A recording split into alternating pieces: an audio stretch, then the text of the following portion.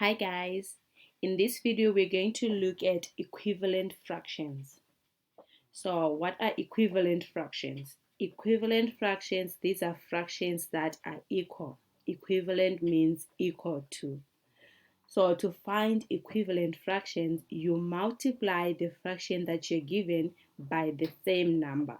So you will multiply the denominator and the numerator of that fraction by the same number. The new fraction that you will get will be equivalent to the fraction you started off with.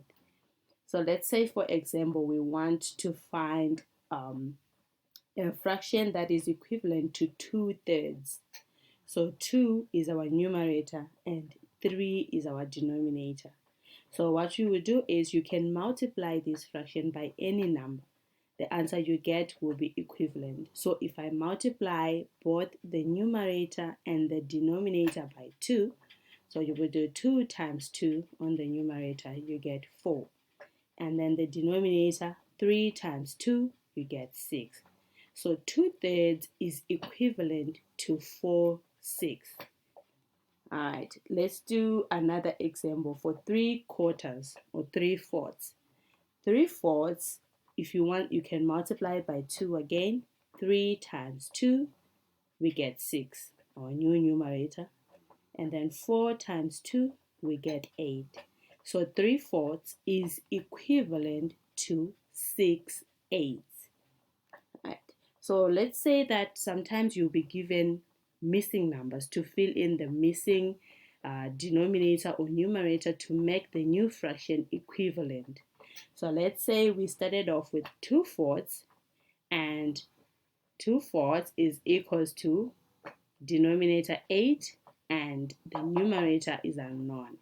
So how you can figure out what the numerator is, you check the denominator of the fraction you started off with and the new denominator and see what number could you multiply by to get this new denominator.